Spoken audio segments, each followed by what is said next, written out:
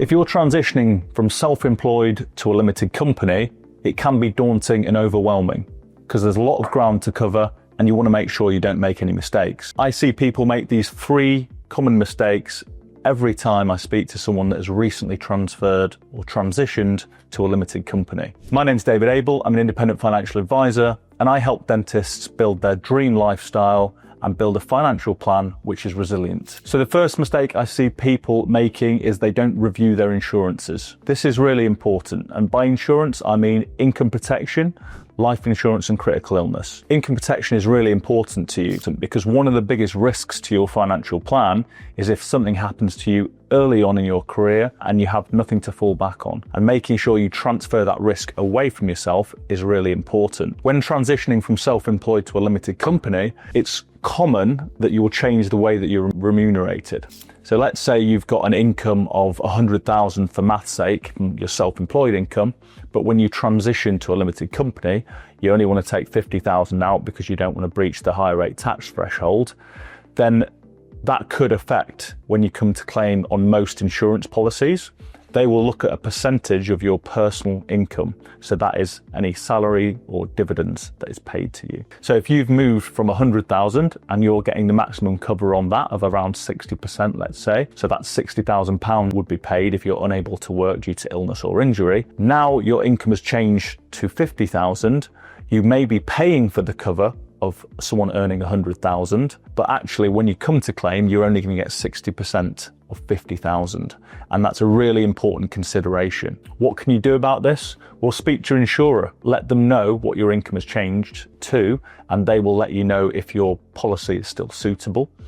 Or there are some specialist providers out there that provide cover based on the profit of your limited company and not your personal income. So it's worth exploring that. So you can either go direct with a provider, or you can speak to an advisor and have a recommended policy based on your specific circumstances. When it comes to income protection and life insurance, fees are paid via commission. So that means when you pay the premiums, the insurance provider would pay commission to either a comparison site or an advisor, and the cost of that isn't going to be much different. So if you're going down the non-advisor route directly with an insurance provider or with a comparison site, the cost of the advice or the cost of the policy is going to be very similar, if not the same, to the cost of asking an advisor to do it and putting a suitability letter together so you know that you've covered all bases.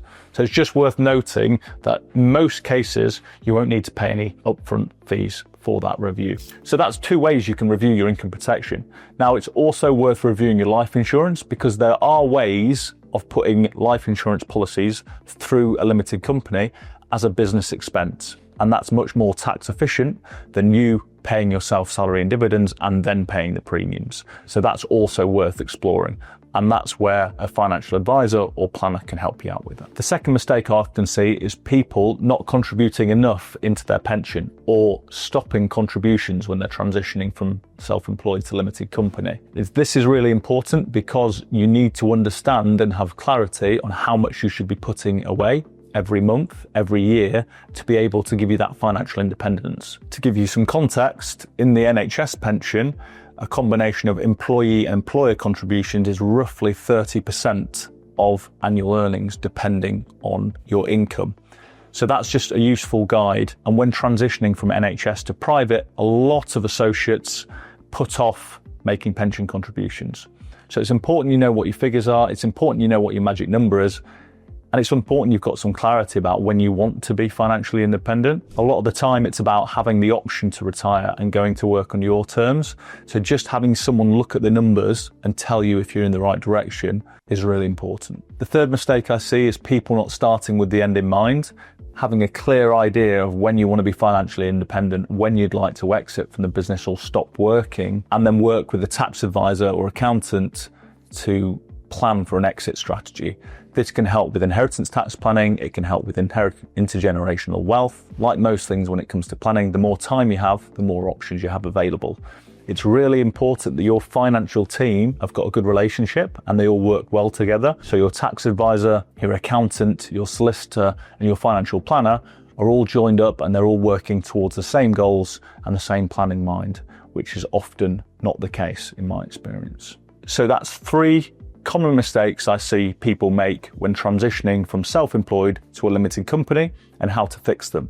Firstly, review your insurances. Get an advisor to look over this. It's not going to cost you anything extra, and you can have peace of mind that one of the most important parts of your financial plan, resilience, is in order. 2, make sure your pension contributions are suitable for you. They need to be affordable, but they also need to be at a level which is going to get you that financial independence when you want to achieve it. And 3, make sure you start with the end in mind and all of your financial professionals are on the same page and working towards the same plan. If you want to gain an understanding of your financial position, then please complete our financial health check scorecard. It gives you a score out of 100 to how strong your financial plan is, and also there'll be some tips on how to improve. You can find that in the link below.